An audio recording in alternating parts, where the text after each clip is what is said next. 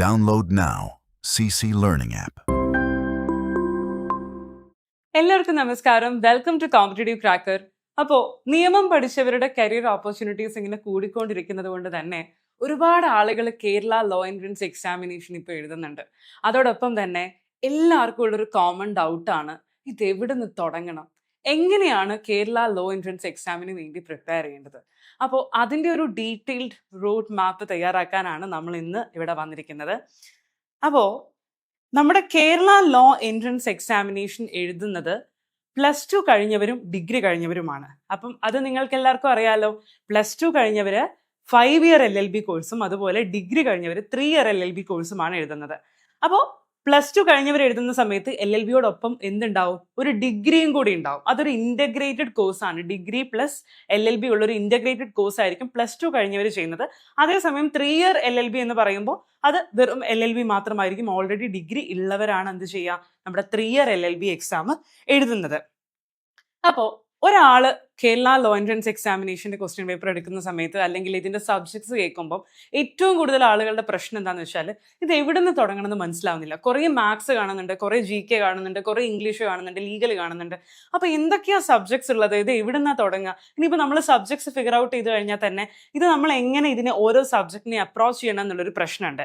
ഇനി മറ്റൊരു വലിയ പ്രശ്നമാണ്, ചിലപ്പോൾ നിങ്ങൾ ചിന്തിക്കുന്നുണ്ടാവും, എനിക്ക് GK കുറച്ച് പാടാണ്, ഞാൻ ജനറൽ നോളജിൽ വീക്ക് ആയിട്ടുള്ള ഒരാളാണ്, അല്ലെങ്കിൽ മാത്സിൽ അല്ലെങ്കിൽ മെന്റൽ എബിലിറ്റിയിൽ വീക്ക് ആയിട്ടുള്ള ആളാണ് എന്നുള്ളത് നിങ്ങൾ ചിന്തിക്കുന്നുണ്ടാവും.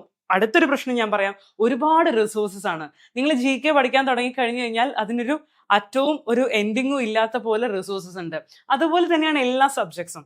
അപ്പൊ നമുക്ക് ഇവിടെ കൃത്യമായിട്ട് വേണ്ടത് ഒരു ഗൈഡൻസ് ആണ്. ഈ ഒരു എക്സാം ടെസ്റ്റ് ചെയ്യുന്നത് എന്താണ് എന്ന് മനസ്സിലാക്കലാണ്. അതായത് നമ്മളൊരു എക്സാമിനെ അപ്രോച്ച് ചെയ്യുന്ന സമയത്ത് ഫസ്റ്റ് നമുക്ക് അറിയേണ്ടത് എന്താണെന്നറിയോ, അതിന്റെ സിലബസ് ആണ്. സിലബസ് ആണ് നമ്മൾ ആദ്യം നോക്കേണ്ടത്, അല്ലേ? അപ്പൊ കേരള ലോ എൻട്രൻസ് എക്സാമിനേഷനെ അപ്രോച്ച് ചെയ്യുന്ന എല്ലാവർക്കും ആദ്യം അറിഞ്ഞിരിക്കേണ്ടത് അതിനകത്ത് ഏതൊക്കെ സബ്ജക്ട്സ് വരുന്നുണ്ട്. ഏതൊക്കെ സബ്ജക്ട്സാ വരുന്നേ? ജനറൽ ഇംഗ്ലീഷ് വരുന്നുണ്ട്, ഓക്കെ, ലീഗൽ ആപ്റ്റിറ്റ്യൂഡ് വരുന്നുണ്ട്. ഈ ജനറൽ ഇംഗ്ലീഷും ലീഗൽ ആപ്റ്റിറ്റ്യൂഡുമാണ് ഏറ്റവും കൂടുതൽ മാർക്കിന് ചോദിക്കുന്നത്. ഏറ്റവും കൂടുതൽ മാർക്കിന് നമുക്ക് വരുന്നത് ലീഗൽ ആപ്റ്റിറ്റ്യൂഡ് ആണ്. അതേപോലെ അത് കഴിഞ്ഞാൽ പിന്നെ ഏറ്റവും ഇമ്പോർട്ടൻ്റ് ആയിട്ട് നമ്മൾ നോക്കേണ്ടത് ജനറൽ ഇംഗ്ലീഷ് ആണ്, പിന്നെ GK, പിന്നെ മെന്റൽ എബിലിറ്റി ആൻഡ് മാത്സും കൂടെ ഇവിടെ വരുവേ. അപ്പോൾ ഇതാണ് നമ്മുടെ സിലബസ്. അപ്പം how to approach Kerala law entrance examination എന്ന് പറയുന്ന സമയത്ത് നമ്മൾ ആദ്യം അറിഞ്ഞിരിക്കേണ്ടത് ഈ സിലബസ് ആണ്. ഇത് നമുക്ക് കൃത്യമായിട്ട് അറിഞ്ഞിരിക്കണം. ഇത് സിലബസ് ഏതൊക്കെ സബ്ജക്ട്സ് വരുന്നുണ്ടെന്നുള്ളതിനോടൊപ്പം തന്നെ ഏതൊക്കെ സബ്ജക്റ്റിനാണ് നമ്മൾ ഇമ്പോർട്ടൻസ് കൊടുക്കേണ്ടത്, നമ്മുടെ പ്രയോറിറ്റി ഏതാണ്. ഫോർ എക്സാമ്പിൾ, നിങ്ങൾ മാത്സിൽ വളരെയധികം വീക്ക് ആയിട്ടുള്ള ഒരാളാണ്, പക്ഷേ മാത്സ് നമുക്ക് വളരെ ചെറിയ വെയിറ്റേജ് മാത്രമേ ഉള്ളൂ. അപ്പൊ നിങ്ങൾ ഇതുവരെ പ്രിപ്പറേഷൻ തുടങ്ങിയിട്ടില്ല, നമ്മൾ നോട്ടിഫിക്കേഷൻ ഇപ്പൊ വരും എന്ന് പറഞ്ഞ് നിൽക്കുകയാണ്. അപ്പൊ ഈ സമയത്ത് നിങ്ങൾ നിങ്ങളുടെ മാത്സ് അടിപൊളിയാക്കാൻ പോയി അടുത്ത 1 മാസം മുഴുവൻ നിങ്ങൾ മാത്സ് പഠിച്ചു കഴിഞ്ഞാൽ അത് നമ്മൾ ചെയ്യുന്ന ഒരു സ്ട്രാറ്റജിക് മിസ്റ്റേക്ക് ആണ്. അങ്ങനെ നമ്മൾ ചെയ്തുകൂടാ. അപ്പൊ നമ്മൾ ആദ്യം എന്ത് ചെയ്യണം, പ്രയോറിറ്റൈസ് ചെയ്യണം. സപ്പോസ് നിങ്ങൾ ഇംഗ്ലീഷും ലീഗലും അടിപൊളിയാണ് നിങ്ങൾ, അങ്ങനെയാണെങ്കിൽ നമ്മൾ എന്ത് ചെയ്യണം, അത് കൃത്യമായി മനസ്സിലാക്കി അതിലേക്ക് കൂടുതൽ ടൈം ഇൻവെസ്റ്റ് ചെയ്ത് അത് തറവാക്കാൻ വേണ്ടി നോക്കണം. അപ്പൊ നമ്മൾ ഫസ്റ്റ് നമ്മുടെ ഈ സിലബസ് നോക്കി പ്രയോറിറ്റൈസ് ചെയ്യാന്നുള്ളതാണ് നമ്മുടെ ആദ്യത്തെ ജോലി. പ്രയോറിറ്റൈസ് ചെയ്യുന്ന സമയത്ത് ലീഗൽ ആപ്റ്റിറ്റ്യൂഡിനാണ് നിങ്ങൾ ഏറ്റവും കൂടുതൽ പ്രയോറിറ്റി കൊടുക്കേണ്ടത് ഞാൻ പറഞ്ഞു. പിന്നെ നിങ്ങൾ പ്രയോറിറ്റി കൊടുക്കേണ്ടത് ഇംഗ്ലീഷിനാണ്. പിന്നെ വരുന്നത് നമ്മുടെ GK ആൻഡ് കറണ്ട് അഫയേഴ്സ് ആണ്. അവസാനത്തെ പ്രയോറിറ്റി മാത്രം നമ്മൾ ആർക്ക് കൊടുത്താൽ മതി, നമ്മുടെ മെന്റൽ എബിലിറ്റി ആൻഡ് മാത്സിന് കൊടുത്താൽ മതി. ഞാനത് എടുത്തു പറയാനുള്ള കാര്യം, ഏറ്റവും കൂടുതൽ ആളുകൾ എഴുതുന്നതിൽ നിന്ന് പിന്നോട്ട് മാറുന്ന സമയത്ത് അതിനകത്ത് മാത്സ് ഒക്കെ ഉണ്ട് എന്ന് പറയും. മാത്സ് വളരെ ചെറിയ വെയിറ്റേജിലേ ഉള്ളൂ. നിങ്ങൾക്ക് എഴുതാൻ പറ്റുന്ന maths and mental ability questions മാത്രമേ ചോദിക്കുള്ളൂ എന്ന് ആദ്യമേ തന്നെ പറഞ്ഞു വെക്കട്ടെ. അപ്പോൾ നമ്മുടെ ലീഗൽ ആപ്റ്റിറ്റ്യൂഡിന്റെ അകത്ത് എത്തരത്തിലുള്ള ക്വസ്റ്റ്യൻസ് ആണ് ചോദിക്കുന്നത്, അല്ലെങ്കിൽ ഇംഗ്ലീഷിനകത്ത് ഏത് രീതിയിലാണ് ക്വസ്റ്റ്യൻസ് വരുന്നത് നിങ്ങൾക്ക് അറിയണ്ടേ? അപ്പൊ ഏത് തരത്തിലുള്ള ക്വസ്റ്റ്യൻസ് ആണ് വരുന്നതെന്ന് അറിയാനായിട്ട് നമ്മുടെ മാർഗം എന്ന് പറയുന്നത് എക്സാം പാറ്റേൺ, അതുപോലെ ക്വസ്റ്റ്യൻ ട്രെൻഡ്സ്. എന്താണ് ക്വസ്റ്റ്യൻ ട്രെൻഡ്സ്? നമ്മൾ നേരെ എന്ത് ചെയ്യുക, ക്വസ്റ്റ്യൻ പേപ്പർ നോക്കുക. നമ്മൾ സിലബസ് നമുക്ക് മനസ്സിലായി 4 സബ്ജക്ട്സ് ആണ് വരുന്നതെന്നുള്ളത്. അടുത്തതായിട്ട് നിങ്ങൾ ചെയ്യേണ്ട കാര്യം എന്താണെന്ന് അറിയാം. ആദ്യം സിലബസ് നമ്മൾ പറഞ്ഞു, 4 സബ്ജക്ട്സ് നമ്മൾ പറഞ്ഞു. പിന്നെ നമ്മൾ നോക്കുന്നത് എക്സാം പാറ്റേൺ, ക്വസ്റ്റ്യൻ ട്രെൻഡ്സ്. ഇതറിയാൻ നമുക്ക് ഒരേ ഒരു വഴിയുള്ളൂ, നിങ്ങൾ വെറുതെ ഗൂഗിൾ എടുത്തിട്ട് നമ്മുടെ ക്ലീ 2025 ക്വസ്റ്റ്യൻ പേപ്പർ അല്ലെങ്കിൽ ക്ലീ 2024 ക്വസ്റ്റ്യൻ പേപ്പർ എന്ന് അടിച്ചു കഴിഞ്ഞാൽ നിങ്ങൾക്ക് എന്ത് കിട്ടും? ക്വസ്റ്റ്യൻ പേപ്പർ കിട്ടും. ആ ക്വസ്റ്റ്യൻസ് അറ്റ്ലീസ്റ്റ് ഒരു 3 ക്വസ്റ്റ്യൻ പേപ്പർ എങ്കിലും നമ്മൾ എന്ത് ചെയ്യണം? കൃത്യമായിട്ട് അനലൈസ് ചെയ്യാം. അപ്പൊ നമുക്ക് മനസ്സിലാവും എത്തരത്തിലുള്ള ക്വസ്റ്റ്യൻസ് ആണ് വരുന്നതെന്ന്. അപ്പൊ ഒരു റഫ് ഐഡിയ നമുക്ക് കിട്ടും. എക്സാക്ട്ലി എന്ന് നിങ്ങൾക്ക് ചിലപ്പോൾ മനസ്സിലായിക്കൊള്ളണമെന്നില്ല, പക്ഷെ ഒരു റഫ് ഐഡിയ. ഇപ്പൊ ഫോർ എക്സാമ്പിൾ ഇംഗ്ലീഷ് ആണെങ്കിൽ നിങ്ങൾക്ക് മനസ്സിലാവും ഇംഗ്ലീഷിനകത്ത് ഗ്രാമറും വരുന്നുണ്ട്, വൊക്കാബുലറിയും വരുന്നുണ്ട്. ഇപ്പൊ ടെൻസസ്, കൺജങ്ഷൻ, പ്രിപ്പോസിഷൻ, ഇതുപോലെ നമ്മൾ ചെറിയ ക്ലാസ്സുകളിലൊക്കെ പഠിച്ച ഇന്നാണോ ഓണാണോ അല്ലെങ്കിൽ അറ്റാണോ ഇതാണോ അങ്ങനെ പറഞ്ഞിട്ട് അങ്ങനത്തെ ക്വസ്റ്റ്യൻസ് വരുന്നുണ്ട്. അതുപോലെ നിങ്ങൾ ചിലപ്പോൾ reported speech, direct indirect speech ഒക്കെ കേട്ടിട്ടുണ്ടാവും അല്ലേ? ഒരാൾ മറ്റൊരാളോട് ഇങ്ങനെ ചെയ്ത് ഇതിങ്ങനെ മാറ്റുക, കൺവേർഷൻ, ഇങ്ങനത്തെ ക്വസ്റ്റ്യൻസ് വരുന്നുണ്ട്. അതേസമയം വേർഡ് മീനിങ്സ്, അതുപോലെ ഓപ്പോസിറ്റ്സ്, ഒരു വേർഡ് തന്നിട്ട് ഇതിന്റെ ഓപ്പോസിറ്റ് എന്താ, അപ്പൊ ഇങ്ങനെ നമുക്കൊരു ചെറിയൊരു ഐഡിയ കിട്ടും നമുക്ക് എങ്ങനെ ക്വസ്റ്റ്യൻസ് ആണ് വരുന്നത് എന്നുള്ളത്. ഇനി മാത്സിന്റെ ഏരിയയിലേക്ക് നോക്കുകയാണെങ്കിൽ നിങ്ങൾക്ക് മനസ്സിലാവും പ്രോപ്പർ ആയിട്ടുള്ള മാത്സ് കണക്കും വരുന്നുണ്ട്, മെന്റൽ എബിലിറ്റിയും വരുന്നുണ്ട്. അപ്പൊ അങ്ങനെ നമുക്ക് ക്വസ്റ്റ്യൻ ട്രെൻഡ്സ് നമ്മൾ അനലൈസ് ചെയ്യാന്നുള്ളതാണ് പിന്നെ നമ്മൾ ചെയ്യേണ്ടത്. അതിന് നമ്മൾ ഞാൻ പറഞ്ഞ പോലെ തന്നെ പ്രീവിയസ് ഇയർ പേപ്പേഴ്സ് എന്ത് ചെയ്യണം? ചെക്ക് ചെയ്യണം. ഓക്കെ, ഇനി അടുത്തൊരു കാര്യം എന്ന് പറയുന്നത് ഇപ്പൊ നമ്മൾ എവിടെ എത്തി? ആദ്യം നിങ്ങളൊരു ക്ലീ ആസ്പിരന്റ് ആണ്. അപ്പൊ നിങ്ങൾ എന്താ ചെയ്യുന്നത്? ആദ്യം തന്നെ നിങ്ങൾ 4 സിലബസിനകത്ത് 4 സബ്ജക്ട്സ് ഉണ്ടെന്ന് മനസ്സിലാക്കി അതിനുശേഷം നിങ്ങൾ ക്വസ്റ്റ്യൻ പേപ്പർ അനലൈസ് ചെയ്തു. Previous year question paper download ചെയ്തിട്ട് അതിലൂടെ നിങ്ങൾ റഫ് ആയിട്ടൊന്ന് പോയി നിങ്ങൾക്ക് ഒരു റഫ് ഐഡിയ കിട്ടി. അപ്പോ ഈ റഫ് ഐഡിയ ഉണ്ടാക്കി കഴിഞ്ഞിട്ട് നിങ്ങൾക്ക് ഒരു കാര്യം മനസ്സിലാവും. എന്താണെന്നറിയോ? നമുക്ക് അവിടെ വളരെ അത്യാവശ്യമായി വേണ്ട കുറച്ച് കാര്യങ്ങളുണ്ട്. അതാണ് വൊക്കാബുലറി. ഇംഗ്ലീഷിനകത്ത് ഉറപ്പായിട്ടും നമ്മളോട് എന്ത് ചെയ്യും? സിനോണിംസ്, ആന്റണിംസ് ചോദിക്കും. അപ്പൊ എങ്ങനെയാണ് നമ്മൾ ഓവർനൈറ്റ് നമുക്ക് ഒരു രാത്രി കൊണ്ട് ഈ നമ്മൾക്ക് ചോദിക്കാവുന്ന എല്ലാ ഇംഗ്ലീഷ് വേർഡ്സും നമുക്ക് പഠിച്ചെടുക്കാൻ പറ്റുമോ? അത് ഒരിക്കലും പോസിബിൾ അല്ല. അപ്പൊ നമ്മൾ എന്ത് ചെയ്യണം? നിങ്ങൾ ഇന്നാണ് തുടങ്ങുന്നതെങ്കിൽ, നിങ്ങൾ എന്നാണോ ഏത് മൊമെന്റിലാണോ ഈ വീഡിയോ കാണുന്നത്, ആ മൊമെന്റ് മുതൽ നിങ്ങൾ എന്ത് ചെയ്യുക? നിങ്ങളുടെ മുന്നിലേക്ക് വരുന്ന ഇംഗ്ലീഷ് വേർഡ്സിന്റെ മീനിങ്സ് അറിയാത്ത വേർഡ്സിൻ്റെ ജസ്റ്റ് ഒരു ഗൂഗിൾ ചെയ്തിട്ടെങ്കിലും നോക്കിയിട്ട് നിങ്ങൾ നോട്ട്സിലോ എവിടെയെങ്കിലും ഒന്ന് കീപ്പ് ചെയ്യുക. അതിന്റെ ഏറ്റവും അടിപൊളി മാർഗം എന്ന് പറയുന്നത് നിങ്ങൾ ഒരു ഇംഗ്ലീഷ് ന്യൂസ് പേപ്പർ എല്ലാ ദിവസവും വായിക്കുക. നിങ്ങൾ എപ്പോഴാണോ ഇത് കാണുന്നത്, നിങ്ങൾ എപ്പോഴാണോ പ്രിപ്പറേഷൻ സ്റ്റാർട്ട് ചെയ്യുന്നത്, അന്ന് മുതൽ നിങ്ങളൊരു ഇംഗ്ലീഷ് ന്യൂസ് പേപ്പർ വായിച്ചിട്ട് അതിൻ്റെ അകത്തുനിന്ന് ഏറ്റവും കുറഞ്ഞ ഒരു 10 ന്യൂ വേർഡ്സ് എങ്കിലും നിങ്ങളൊന്ന് നോക്കി വെക്കുക. ഉറപ്പായിട്ടും എക്സാമിന്റെ ആ ദിവസത്തേക്ക് നിങ്ങൾക്കൊരു പൂൾ ഓഫ് വേർഡ്സ് അറിയായിരിക്കും. അതിന് ഒരുപാട് ഗുണങ്ങളുണ്ട്. നമ്മളിങ്ങനെ എവിടുന്നും ഇല്ലാത്ത ഇങ്ങനെ പിക്ക് ചെയ്ത് ഗൂഗിളിലൊക്കെ അടിച്ച് അല്ലെങ്കിൽ ന്യൂ വേർഡ്സ് എന്നൊക്കെ അടിച്ചിട്ട് വരുന്ന വേർഡ്സിനെക്കാളും നമ്മൾ ന്യൂസ് പേപ്പറിൽ വായിക്കുന്നതായതുകൊണ്ട് ആ ഒരു സാഹചര്യം കൂടെ നമുക്ക് മനസ്സിലായി അല്ലെ? ഈ വേർഡ് എങ്ങനെയാണ് അവർ യൂസ് ചെയ്തിരിക്കുന്നത്, അതിന്റെ യൂസേജ് മനസ്സിലായി. അപ്പൊ നമ്മുടെ മനസ്സിലേക്ക് അത് കയറാനായിട്ട് കുറച്ചുകൂടെ ഈസിയാണ്. കാരണം നമ്മൾ ആ വേർഡിന്റെ യൂസേജ് എങ്ങനെയാണ് വന്നിരിക്കുന്നത്, ആ വേർഡിനെ എങ്ങനെയാണ് ഒരു സെന്റൻസിൽ പ്ലേസ് ചെയ്തിരിക്കുന്നത്, ഏത് സിറ്റുവേഷനിലാണ് ആ വേർഡ് യൂസ് ചെയ്തിരിക്കുന്നത് എന്നൊക്കെ നമ്മൾ ഒറ്റയടിക്ക് മനസ്സിലാവുകയാണ്. ഒരു ഉപകാരം കൂടി ഉണ്ട്. വേറൊന്നുമല്ല, നമുക്ക് കൃത്യമായിട്ട് റീഡിങ് കോംപ്രിഹെൻഷന് അത് ഹെൽപ്പ് ചെയ്യും. ഉറപ്പായിട്ടും ഇംഗ്ലീഷിനകത്ത് വരുന്ന മറ്റൊരു മെയിൻ കാര്യമാണ്, ഇംഗ്ലീഷിനകത്ത് ലീഗലിനകത്ത് ഞാൻ പറയുന്നേ ഉള്ളൂ, ക്വസ്റ്റ്യൻ പേപ്പറിൽ നമുക്ക് ഏറ്റവും പ്രൊമിനൻ്റ് ആയിട്ട് സ്ഥിരമായിട്ട് വരുന്ന കാര്യങ്ങളിൽ ഒരു കാര്യമാണ്, നിങ്ങൾ ക്വസ്റ്റ്യൻ ട്രെൻഡ്സും നോക്കുമ്പോൾ മനസ്സിലാവും, വൊക്കാബുലറിയും റീഡിങ് കോംപ്രിഹെൻഷനും. അപ്പോൾ ഈ റീഡിങ് കോംപ്രിഹെൻഷൻ എന്ന് പറയുന്നത് എല്ലാവരും വളരെ സില്ലി ആയിട്ട് തള്ളിക്കളയുന്നൊരു സംഭവമാണ്. പക്ഷേ ഇതിൻ്റെ ഒരു അപകടം എവിടെയാണ് വരുന്നതെന്ന് വെച്ചാൽ, നിങ്ങൾക്ക് റീഡിങ് കോംപ്രിഹെൻഷൻ എന്ന് പറയുന്നത് നിങ്ങൾ വിചാരിക്കും പാസേജ് വായിച്ചിട്ട് ആൻസർ എഴുതിയാൽ പോരെയെന്ന്.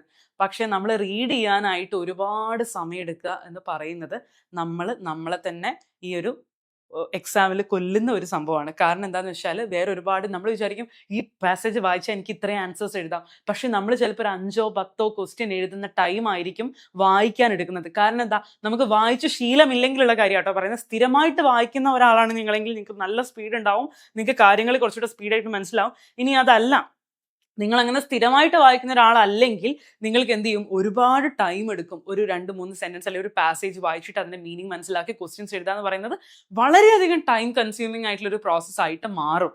അപ്പൊ അതിനെയും കൂടി ആര് ഹെൽപ്പ് ചെയ്യും? നമ്മുടെ ന്യൂസ് പേപ്പർ വായന ഹെൽപ്പ് ചെയ്യും. നമ്മുടെ ന്യൂസ് പേപ്പർ വായന ഹെൽപ്പ് ചെയ്യുന്ന വേറൊരു കാര്യം കൂടി ഉണ്ട്. എന്താണെന്നറിയോ? ഉറപ്പായിട്ടും നിങ്ങൾക്കറിയാം, നമ്മുടെ GK ആൻഡ് കറന്റ് അഫയേഴ്സ് മെച്ചപ്പെടും. അപ്പം നിങ്ങൾ വൺസ് ക്വസ്റ്റ്യൻ പേപ്പർ നിങ്ങൾ അനലൈസ് ചെയ്ത് കഴിഞ്ഞാൽ നിങ്ങൾക്ക് മനസ്സിലാവുന്ന കാര്യമാണ്, നമുക്ക് ഉറപ്പായിട്ടും വായിച്ച് പെട്ടെന്ന് മനസ്സിലാക്കാനും ന്യൂ വേർഡ്സ്, അതായത് പുതിയ വൊക്കാബുലറി അറിയാനും GK കറന്റ് അഫയേഴ്സ് അറിയാനും ഒക്കെ കൂടെ പറ്റുന്നൊരു മാർഗമാണ് പേപ്പർ വായന എന്നുള്ളത്. ഇനി വേറൊരു കാര്യം നമുക്ക് മനസ്സിലാവും, എന്ത്? റീസണിങ് നമുക്ക് വരുന്നുണ്ട്, ലീഗൽ അവയർനെസ് വരുന്നുണ്ട്. അപ്പൊ ക്വസ്റ്റ്യൻ ട്രെൻഡ്സ് അനലൈസ് ചെയ്തപ്പോൾ നമുക്ക് ഇത്രയും കാര്യങ്ങൾ മനസ്സിലായി. അതിലേക്ക് ഞാൻ ഡീറ്റെയിൽ ആയിട്ട് വരാം. യെസ്, അപ്പോൾ റീഡ് കറന്റ് അഫയേഴ്സ് എന്ന് ഞാൻ പറഞ്ഞു. നമ്മുടെ ന്യൂസ് പേപ്പർ റീഡ് ചെയ്യണമെന്ന് പറഞ്ഞു. അതിനകത്ത് നമ്മൾ കുറച്ചൊന്ന് ഒരു ചെറിയ ഫോക്കസ് കൊടുക്കുക. വായിക്കുമ്പോൾ നമ്മൾ ചുമ്മാ ചായ കുടിച്ച് വായിക്കാത്ത ഒന്നുകൂടെ ഒന്ന് സീരിയസ് ആയിട്ട് നമ്മൾ എക്സാമിന് വേണ്ടിയാണെന്നുള്ളൊരു കുഞ്ഞു ബോധം നമ്മുടെ മനസ്സിൽ വെച്ചുകൊണ്ട് എന്ത് ചെയ്യുക, നാഷണൽ ന്യൂസ് ഒന്ന് നോക്കുക. അതുപോലെ ഏറ്റവും ഇമ്പോർട്ടൻ്റ്, ആ ന്യൂസ് പേപ്പറിനകത്ത് എന്തെങ്കിലും ലീഗൽ അപ്ഡേറ്റ്സ് വന്നിട്ടുണ്ടോ, അതായത് ഏതെങ്കിലും നിയമത്തെക്കുറിച്ച്, ഏതെങ്കിലും അമെൻമെന്റുകളെ കുറിച്ച് സംസാരിക്കുന്നുണ്ടോ, അല്ലെങ്കിൽ ലോയുമായി ബന്ധപ്പെട്ട എന്തെങ്കിലും കാര്യങ്ങൾ പറഞ്ഞിട്ടുണ്ടോ എന്നുള്ളതിന് ഒരു എക്സ്ട്രാ അറ്റൻഷൻ നിങ്ങൾ കൊടുക്കുക.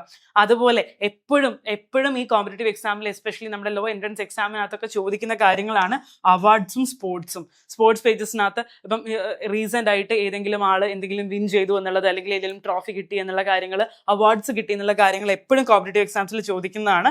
അതുപോലെ തന്നെ നമ്മുടെ ഗവൺമെന്റ് സ്കീംസ്, ലോ എന്ന് പറയുന്നത് നോക്കുമ്പോൾ തന്നെ നിങ്ങൾ എന്ത് ചെയ്യണം, ഏതെങ്കിലും ഗവൺമെന്റ് സ്കീംസ് പുതിയതായിട്ട് വന്നിട്ടുണ്ടോ, അത് ആരെയാണ് ഹെൽപ്പ് ചെയ്യുന്നത്, ഇത്തരം കാര്യങ്ങൾ മനസ്സിൽ വെച്ചുകൊണ്ട് എന്ത് ചെയ്യുക, നിങ്ങൾ ന്യൂസ് പേപ്പർ വായിക്കുക. അതായത് കറണ്ട് അഫയേഴ്സ് നിങ്ങൾ നോക്കുക.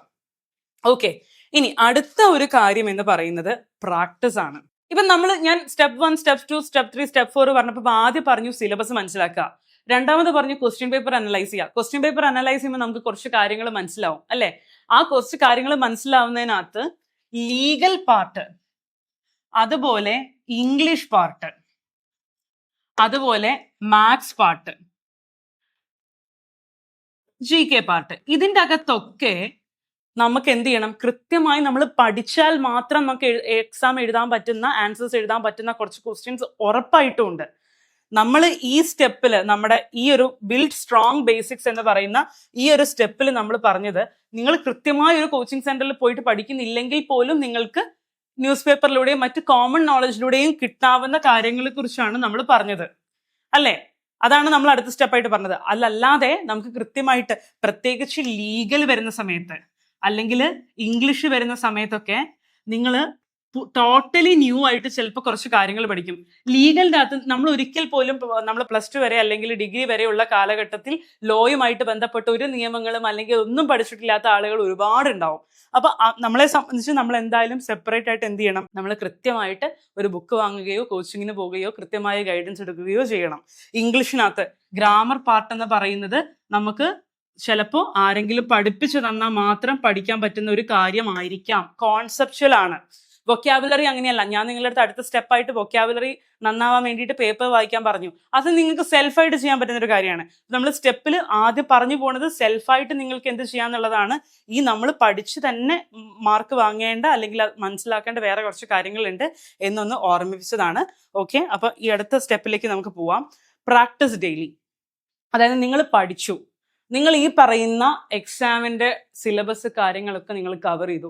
പക്ഷെ ഒരു ക്വസ്റ്റ്യൻ പേപ്പർ കണ്ടിട്ട് നിങ്ങൾക്ക് ശീലമില്ലെങ്കിൽ, ക്വസ്റ്റ്യൻ പേപ്പർ ആ ടൈമിന് തീർത്തിട്ടുള്ള, ചെയ്ത് പഠിച്ചിട്ടുള്ള നിങ്ങൾക്ക് ശീലമില്ലെങ്കിൽ നിങ്ങൾ റാങ്കിൽ പുറകോട്ട് പോകും എന്നുള്ളതിൽ ഒരു സംശയമില്ല. കാരണം എന്താണെന്ന് വെച്ചാൽ നമ്മൾ ഒരു ദിവസം മുഴുവനും എടുത്തിട്ടല്ല നമ്മൾ സോൾവ് ചെയ്യേണ്ടത്. ആ ടൈം ഫ്രെയിമിൽ ഇത്ര മണിക്കൂറിൽ നമ്മൾ ഇത്ര ചോദ്യങ്ങൾ ചെയ്യണം. അപ്പൊ അതിനൊരു പ്ലാനിങ് വേണം. ആ ഒരു ക്വസ്റ്റ്യൻ പേപ്പർ അറ്റൻഡ് ചെയ്യാൻ നമുക്ക് എന്ത് വേണം, നമുക്ക് സ്ട്രാറ്റജി വേണം. ഫോർ എക്സാമ്പിൾ മാത്സിന്റെ കുറെ ക്വസ്റ്റ്യൻസ് ഉണ്ട്. നിങ്ങൾ മാത്സ് സോൾവ് ചെയ്തിട്ടാണ് അവിടെ ആൻസർ എഴുതാൻ പറ്റുള്ളൂ. പക്ഷെ നമ്മൾ ഒറ്റ നോട്ടത്തിൽ കണ്ടാൽ തന്നെ നമുക്ക് ആൻസർ എഴുതാൻ പറ്റുന്ന വേറെ കുറച്ച് ക്വസ്റ്റ്യൻസ് ഉണ്ട് അല്ലേ. ഫോർ എക്സാമ്പിൾ നിങ്ങൾ ഓൾറെഡി പഠിച്ചിട്ടുള്ള ഒരു വേർഡ് വൊക്കാബുലറി വരികയാണ്.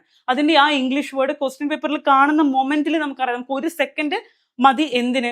അത് അവിടെ പോയിട്ട് ജസ്റ്റ് ഒരു സെക്കൻഡ് പോലും ചിലപ്പോൾ വേണ്ട, കണ്ടു, നമ്മൾ അതിന്റെ മീനിങ് അറിയാം, നമ്മൾ അവിടെ ചെയ്തു അല്ലെ. ഫ്രാക്ഷൻ ഓഫ് സെക്കൻഡ്സിൽ നിങ്ങൾക്ക് എന്ത് ചെയ്യാം, ആൻസർ എഴുതാം. അപ്പോ ഈ ക്വസ്റ്റ്യനിലേക്ക് ഒരുപാട് കുട്ടികളുണ്ട്, അവർക്ക് അറിയാവുന്ന കുറെ ക്വസ്റ്റ്യൻ അവർ കാണുപോലില്ല. കാരണം ആദ്യത്തെ കുറെ ക്വസ്റ്റ്യനിൽ കുറെ സമയം ഇൻവെസ്റ്റ് ചെയ്തു, ടൈം തീർന്നു പോയി. അവസാനത്തേക്കുള്ള 100ന് മേലോട്ടുള്ള ക്വസ്റ്റ്യൻ ഒന്നും കണ്ടിട്ടേ ഇല്ല. കാരണം ആദ്യത്തെ കുറേ എണ്ണത്തിൽ ഒരുപാട് ടൈം കളഞ്ഞു. അപ്പം ഞാനിത് പറയുന്നത് എന്തിനാന്ന് വെച്ചാൽ, ഈ പ്രാക്ടീസ് ഡെയിലിന്റെ ഇമ്പോർട്ടൻസ് എന്ന് പറഞ്ഞ ഈ സ്ട്രാറ്റജിയാണ്. നമ്മൾ ഒറ്റയ്ക്ക് ചെയ്ത് പഠിക്കുമ്പോൾ നമുക്ക് മനസ്സിലാവും, ഞാൻ ഇതിന്റെ മുകളിൽ ഇരിക്കുമ്പോൾ എനിക്ക് ഒരുപാട് സമയം പോകുന്നുണ്ട്, അപ്പം എനിക്ക് അടിയിലേക്കുള്ള ക്വസ്റ്റ്യൻസ് എനിക്ക് ചെയ്യാൻ പറ്റുന്നില്ല. അല്ലെങ്കിൽ ഞാൻ ഇംഗ്ലീഷിന്റെ മുകളിൽ ഒരുപാട് ടൈം കളയുന്നുണ്ട്. ഞാൻ റീഡിങ് ചെയ്യുന്ന സമയത്ത്, കോംപ്രിഹെൻഷൻ ചെയ്യുന്ന സമയത്ത് ഞാനൊരു സ്ലോ റീഡറാണ്, എനിക്കത് പയ്യെ ചെയ്യാൻ പറ്റുന്നുള്ളൂ. അല്ലെങ്കിൽ നിങ്ങൾക്ക് മനസ്സിലാവും, ഇംഗ്ലീഷ് ഗ്രാമർ എനിക്ക് പെട്ടെന്ന് കിട്ടുന്നുണ്ട്.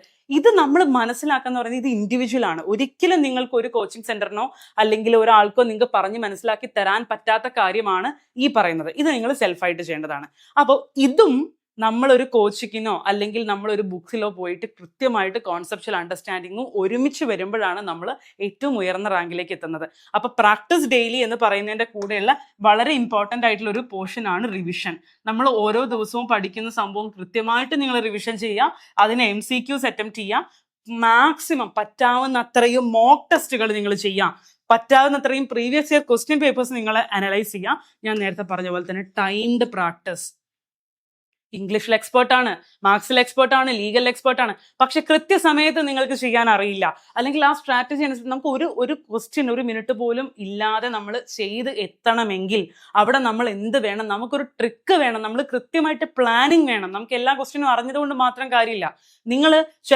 നിങ്ങൾ വളരെ സ്ലോ ആയിട്ട് മാത്രമേ ഇംഗ്ലീഷിനകത്തുള്ള പാസേജ് വായിച്ച് മനസ്സിലാക്കൂ, അത് നിങ്ങളുടെ ഒരു വീക്ക്നെസ് ആവാം എന്ന് കരുതി നമ്മൾ ക്ലീൻ എന്ന് പറയുന്ന സ്വപ്നം ഇവിടെ ഉപേക്ഷിക്കണോ? അല്ല. നമ്മൾ എന്ത് ചെയ്യരുത്? ആദ്യം തന്നെ അതിന്റെ മുകളിൽ സമയം കളയാതിരിക്കുക. നിങ്ങൾ മാത്സിൽ സ്ലോ ആയിട്ടുള്ള ഒരു വ്യക്തിയാണ്, അപ്പൊ നിങ്ങൾ ഇത് ഉപേക്ഷിക്കുക എന്നുള്ളതല്ല അതിന്റെ പാറ്റേൺ. നമ്മൾ സ്പീഡിൽ ചെയ്യുന്ന വേറെ കുറച്ച് കാര്യമുണ്ട് അല്ലെ. നമ്മൾ എല്ലാവരും ഏതെങ്കിലും ഈ പറയുന്ന 4 എണ്ണത്തിൽ ഒരെണ്ണമെങ്കിലും നമുക്ക് കമ്പാരിറ്റീവ്ലി ഈസി ആയിരിക്കും, അതിലേക്ക് പോവുക. അതിനുള്ള ഓപ്ഷൻ ഉണ്ട്. നമ്മൾ ഓൺലൈനായിട്ട് കമ്പ്യൂട്ടറിലാണ് നമ്മൾ ഈ എക്സാം എഴുതുന്നത്. അപ്പൊ നമ്മൾ അതിലേക്ക് പോയിട്ട് എന്ത് ചെയ്യുക? ആ ക്വസ്റ്റ്യൻ ചെയ്യുക. അപ്പൊ ഇത് കുറച്ചും കൂടിയും എങ്ങനെ എക്സാം അറ്റംപ്റ്റ് ചെയ്യാം എന്നുള്ള ഒരു കാര്യങ്ങളാണ് പറയുന്നത്. അപ്പൊ നമ്മളെ പ്രിപ്പറേഷന് നമ്മൾ എന്ത് ഫോക്കസ് ചെയ്യണമെന്ന് പറയാനായിട്ട് ഞാനിത് പറഞ്ഞു പോയി എന്നുള്ളത് മാത്രമേ ഉള്ളൂ. അപ്പോൾ ഇങ്ങനെ ചെയ്തുകൊണ്ട് നിങ്ങൾ എന്ത് ചെയ്യുക? അനലൈസ് ചെയ്യാൻ നിങ്ങളുടെ മിസ്റ്റേക്സ്. കൃത്യമായിട്ട് നമുക്ക് എവിടെയാണ് തെറ്റിയത്, ഏത് പോർഷനാണ് നമ്മൾ തെറ്റിക്കുന്നത്, നമ്മുടെ ടൈമാണോ നമ്മുടെ പ്രശ്നം, അല്ലെങ്കിൽ ഏതെങ്കിലും ഒരു സബ്ജക്റ്റ് ആണോ നമ്മുടെ പ്രശ്നം, നമ്മളെ തോൽപ്പിക്കാൻ ഉത്തരവാദിയായിട്ടുള്ള എന്ത് എലമെന്റ് ആണ് അവിടെ ഉള്ളതെന്ന് കണ്ടുപിടിക്കാനായിട്ട് നമ്മൾ എന്ത് ചെയ്യണം? നമ്മൾ കൃത്യമായിട്ട് നമ്മുടെ മിസ്റ്റേക്സ് അനലൈസ് ചെയ്യണം. അപ്പോൾ ഒറ്റ ലൈനിൽ നിങ്ങൾ എന്നോട് എങ്ങനെയാണ്, നമ്മളിപ്പോൾ സ്റ്റാർട്ടിങ്ങിൽ പറഞ്ഞ പോലെ how to start KLEE preparation എന്ന് ചോദിച്ചാൽ, the first thing you have to do is നിങ്ങൾ സിലബസ് എടുത്ത് വെക്കണം. 4 സബ്ജക്ട്സ് ഏതാണെന്ന് അറിയണം. ക്വസ്റ്റ്യൻ പേപ്പർ നിങ്ങൾ കാണണം. ഇതിനകത്ത് നമുക്ക് സെൽഫായിട്ട് ഞാൻ നേരത്തെ പറഞ്ഞ പോലെ വൊക്കാബുലറി ഡെവലപ്പ് ചെയ്യുക, കറണ്ട് അഫയേഴ്സ് ഡെവലപ്പ് ചെയ്യുക, ഇങ്ങനെ സെൽഫായിട്ട് നമുക്ക് ചെയ്യാൻ പറ്റുന്ന കുറച്ച് കാര്യങ്ങളുണ്ട്. അത് നമ്മൾ സിസ്റ്റമാറ്റിക് ആയിട്ട് എല്ലാ ദിവസവും ചെയ്യുക. അതല്ലാതെ നമുക്ക് ഹെൽപ്പ് വേണ്ട കുറച്ച് കാര്യങ്ങളുണ്ട്. നമ്മൾ ലൈഫിൽ സക്സസ് ആവണം എന്നുണ്ടെങ്കിൽ അതൊരു എക്സാം ആയിക്കോട്ടെ, എന്തോ ആയിക്കോട്ടെ, നമ്മൾക്കറിയാത്ത കാര്യങ്ങൾ ഹെൽപ്പ് ചോദിച്ച് അല്ലെങ്കിൽ മറ്റൊരാളുടെ ഹെൽപ്പ് എടുത്ത് പറഞ്ഞ് നമ്മൾ സ്വന്തമായി മനസ്സിലാക്കി മുന്നോട്ട് പോയിട്ടുണ്ടെങ്കിൽ മാത്രമേ ഒരു എക്സാം ആയിക്കോട്ടെ, മറ്റ് ലൈഫിൽ എന്ത് കാര്യങ്ങളാണെങ്കിലും ഒരിക്കലും നമുക്ക് എല്ലാം അറിയാൻ പറ്റില്ല അല്ലേ. അപ്പോൾ നമ്മളൊരു ഹെൽപ്പ് എടുക്കുക, റൈറ്റ് പ്ലേസിൽ നിന്ന് നമ്മൾ ഹെൽപ്പ് എടുക്കുക. അതായത് നിങ്ങൾ ബുക്സ് ആയിക്കോട്ടെ, കോച്ചിങ് സെന്റേഴ്സ് ആയിക്കോട്ടെ, നിങ്ങൾക്ക് എന്താണോ ഈ ഒരു കാര്യത്തിന്, നമുക്ക് ഈ പോർഷൻ അറിയില്ല, ഇംഗ്ലീഷിൽ എനിക്ക് ഗ്രാമർ, എനിക്ക് കോൺസെപ്റ്റിൽ എനിക്ക് ക്ലാരിറ്റി ഇല്ല, ലീഗൽ എന്ന് പറയുന്നത് ഞാൻ എൻ്റെ 10 കൊല്ലത്തെ അല്ലെ 12 കൊല്ലത്തെ ഈ അക്കാഡമിക് ജീവിതത്തിൽ ഒരിക്കൽ പോലും ലോയുമായിട്ട് റിലേറ്റ് ചെയ്തിട്ടുള്ള ഒരു കാര്യം ഞാൻ പഠിച്ചിട്ടില്ല. അപ്പൊ അവിടെ നമുക്ക് എന്ത് വേണം? കോൺസെപ്ച്വൽ ക്ലാരിറ്റി വേണം. നമുക്ക് കൃത്യമായിട്ട് ഇത് പറഞ്ഞു തരാൻ അറിയാവുന്ന ആരെങ്കിലും ഒക്കെ വേണം. അപ്പൊ ആ റൈറ്റ് ഹെൽപ്പ് നിങ്ങൾ ഉറപ്പായിട്ടും എടുക്കുക. നിങ്ങൾ ചിലപ്പോൾ ആദ്യമായിട്ട് എഴുതുക, അല്ലെങ്കിൽ ചിലപ്പോൾ റിപ്പീറ്റർ ആയിരിക്കാം, ചിലപ്പോൾ നിങ്ങൾ കോച്ചിങ് എടുക്കാതെ എഴുതാമെന്ന് വിചാരിക്കുന്നുണ്ടാവും. പക്ഷെ നിങ്ങൾക്കൊരു സ്ട്രോങ് ആയിട്ടൊരു അറ്റംപ്റ്റ് നിങ്ങൾക്ക് കൊടുക്കണമെങ്കിൽ ഒരു ഗൈഡൻസ് നിങ്ങൾ എടുക്കുന്നതാണ് ഏറ്റവും മികച്ച തീരുമാനം.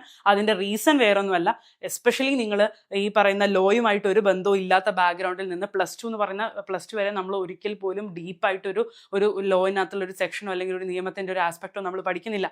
ഡിഗ്രിയാണ്, നിങ്ങളൊരു BComോ BScയോ ഏത് ഡിഗ്രിയോ ആയിക്കോട്ടെ, അതിനകത്ത് ലോയുമായിട്ട് ബന്ധം ഇല്ലാത്തൊരു ഡിഗ്രി ആണതെങ്കിൽ നമ്മൾ ലോയുമായിട്ട് റിലേറ്റ് ചെയ്തൊന്നും പഠിക്കുന്നില്ല. അപ്പൊ നമുക്കിത് ഫ്രം ദ സ്ക്രാച്ച് ആണ്. ലോയിനകത്തുള്ള ഏറ്റവും ബേസിക് ടോപ്പിക്സ് പോലും നമുക്ക് എന്താണ്? പുതിയതാണ്. അപ്പോൾ അവിടെ വേറൊരാൾ കോൺസെപ്ച്വലി ഒരു സെന്ററിൽ നിന്നോ അല്ലെങ്കിൽ കൃത്യമായിട്ട് കോച്ചിങ് എടുത്ത് കൃത്യമായിട്ട് ട്രെയിനിങ് എടുത്ത് ഹെൽപ്പ് എടുത്ത് വരുന്ന ഒരാളും നിങ്ങളും കൂടി ഒരുമിച്ച് വരുമ്പോൾ അവിടെ നിങ്ങൾ പുറകോട്ടായി പോകും. കാരണം ഇവിടെ നമ്മൾ +2 എക്സാം പോലെ അല്ലെങ്കിൽ മറ്റൊരു എക്സാം പോലെ അവനും 95 കിട്ടി, എനിക്കും 95 കിട്ടി, അങ്ങനെ ഒരു സംഭവം ഇവിടെ ഇല്ല. അവന് 95 ആണെങ്കിൽ നിങ്ങൾ എന്തായി? 96 ആയി. ആർക്കെങ്കിലും ഒരാൾക്കല്ലേ ഒരു റാങ്ക് കിട്ടുള്ളൂ. അപ്പൊ ഇത് ടോട്ടലി ബേസ്ഡ് ഓൺ എന്താണ്? കോമ്പറ്റീറ്റീവ് എക്സാംസിന് നമ്മൾ അപ്രോച്ച് ചെയ്യുന്ന സമയത്ത് നമുക്ക് എവിടെയൊക്കെ ഒരു എഡ്ജ് കിട്ടുമോ, വിൻ ചെയ്യാൻ ഒരു മാർക്ക് കൂടുതൽ കിട്ടാനായിട്ട് നമുക്ക് എവിടെയൊക്കെ നമുക്കൊരു അവസരമുണ്ടോ അത് നമ്മൾ ഉപയോഗിക്കുക. അപ്പോൾ ഈ പറയുന്ന 4 സബ്ജക്ട്സ് ആദ്യം നമ്മൾ മനസ്സിലാക്കുക. അതിനുശേഷം ക്വസ്റ്റ്യൻ പേപ്പർ അനലൈസ് ചെയ്യുക. ക്വസ്റ്റ്യൻ പേപ്പർ അനലൈസ് ചെയ്യുമ്പോൾ നിങ്ങൾക്ക് മനസ്സിലാകും, ഞാൻ സെൽഫായിട്ട് പഠിച്ചാൽ എനിക്ക് മനസ്സിലാകാത്ത കുറച്ച് പോർഷൻസ് ഉണ്ടെന്ന് മനസ്സിലാകും. ആ പോർഷൻസിന് വേണ്ടിയിട്ട് നിങ്ങൾ കൃത്യമായിട്ടുള്ള ഒരു ഹെൽപ്പ്, ഒരു ട്രെയിനിങ്, ഒരു കോച്ചിങ് എടുക്കുക. ബാക്കിയുള്ള കാര്യങ്ങൾ നിങ്ങൾ റുട്ടീനായിട്ട് സിസ്റ്റമാറ്റിക് ആയിട്ട് എന്നാണോ എക്സാം നടക്കുന്നത് അന്ന് വരെ vocabulary, GK, current affairs, news paper എന്ന് പറയുന്നത് നിങ്ങളുടെ ഒരു റുട്ടീനാക്കി മാറ്റുക ഫോർ ദ ബെസ്റ്റ്. ഓക്കെ, അടുത്തത് പിന്നെ എന്താണ്? നമ്മുടെ പ്രാക്ടീസ് ആണ്. അതായത് നമ്മളൊരു ആ ഒരു ദിവസം നമ്മൾ കുറേ പഠിച്ചു, ഒരു ദിവസം കുറേ പഠിച്ചു കഴിഞ്ഞ് 2 ദിവസം വേറെ കുറേ കാര്യങ്ങൾ പഠിച്ചു, 1 വീക്ക് കഴിഞ്ഞപ്പോൾ ആദ്യത്തെ ദിവസം പഠിച്ച് മറന്നു.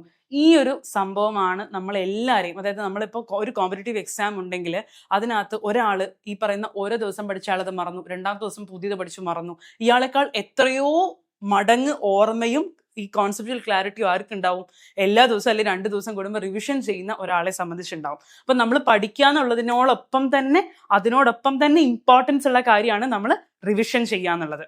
ഓക്കെ, അപ്പോൾ നമ്മൾ ലാസ്റ്റ് ഞാൻ 1 ലൈനിൽ പറയുവാണ്, നമ്മൾ ആദ്യം തന്നെ സിലബസ് എടുക്കുക, ക്വസ്റ്റ്യൻ ട്രെൻഡ്സ് അനലൈസ് ചെയ്യുക, നമുക്ക് അറിയാത്ത ടോപ്പിക്സ് ഉണ്ടോ ഇല്ലയോ എന്ന് അനലൈസ് ചെയ്യുക, ഉണ്ടെങ്കിൽ അതിന് ഹെൽപ്പ് എടുക്കുക. അതിനുശേഷം നമ്മൾ അത് പഠിക്കുന്നതോടൊപ്പം തന്നെ കൃത്യമായിട്ട് റിവിഷൻ ചെയ്ത് പോവുക, പ്രീവിയസ് ഇയർ ക്വസ്റ്റ്യൻസ് മാക്സിമം ചെയ്യുക. അതുപോലെ നിങ്ങൾക്ക് എവിടെ നിന്നൊക്കെ മോക്ക് ടെസ്റ്റ് കിട്ടുന്നുണ്ടോ അവിടെ നിന്നൊക്കെ നിങ്ങൾ എടുക്കുക. ടൈംഡ് പ്രാക്ടീസ്, ഒരു ദിവസം എടുത്തിട്ട് രാവിലെ മുതൽ വൈകുന്നേരം വരെ എടുത്തിട്ട് 4 സബ്ജക്ട്സ് ഉള്ള ക്വസ്റ്റ്യൻ പേപ്പർ തീർക്കുന്നത് ടൈംഡ് പ്രാക്ടീസ് അല്ല.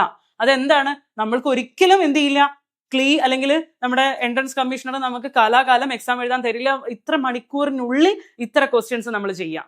അപ്പൊ ഈ ഒരു കൃത്യമായിട്ടുള്ള പാറ്റേൺ നിങ്ങൾ ഫോളോ ചെയ്തിട്ടുണ്ടെങ്കിൽ നമ്മുടെ ക്വസ്റ്റ്യൻ ട്രെൻഡ്സിനനുസരിച്ചിട്ടുള്ള പ്രീവിയസ് ഇയർ ക്വസ്റ്റ്യൻ പേപ്പറിനനുസരിച്ചിട്ടുള്ള കൃത്യമായിട്ടുള്ള സിലബസ് അനാലിസിസ് നടത്തിയിട്ട് അതിനനുസരിച്ചിട്ടുള്ള ക്വസ്റ്റ്യൻസ് നിങ്ങൾ പഠിച്ചിട്ടുണ്ടെങ്കിൽ ഒരു സംശയവും ഇല്ല, ഇനി നോട്ടിഫിക്കേഷൻ വരാൻ നമുക്ക് ദിവസങ്ങൾ മാത്രമേ ഉണ്ടാവുള്ളൂ. ചിലപ്പോൾ ഇപ്പം തന്നെ പെട്ടെന്ന് ഈ അടുത്ത ദിവസങ്ങളിൽ തന്നെ നിങ്ങൾ വീഡിയോ കാണുന്ന ദിവസത്തിനടുത്ത് തന്നെ നോട്ടിഫിക്കേഷൻ വരുന്നതായിരിക്കും.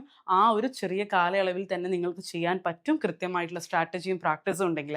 അപ്പോൾ എല്ലാവർക്കും ഓൾ ദ ബെസ്റ്റ്. നമ്മുടെ ഈ ചാനൽ ഫോളോ ചെയ്യാൻ നിങ്ങൾ കൂടുതൽ അപ്ഡേറ്റ്സ് അറിയാൻ വേണ്ടിയിട്ട്. അപ്പോൾ നമ്മൾ ഇനിയും ഇതുപോലെ ഏതൊക്കെ സബ്ജക്ട്സ്, സിലബസ്, അതിൻ്റെ ഇമ്പോർട്ടൻസ്, ഡീറ്റെയിൽഡ് ആയിട്ടുള്ള കാര്യങ്ങൾ, ഡെപ്ത് ഒക്കെ പറഞ്ഞിട്ട് നമ്മൾ ഇനിയും വീഡിയോസ് ഇടുന്നതായിരിക്കും. അപ്പോൾ അതിലേക്ക് please stay tuned. Thank you so much. Download now CC Learning app.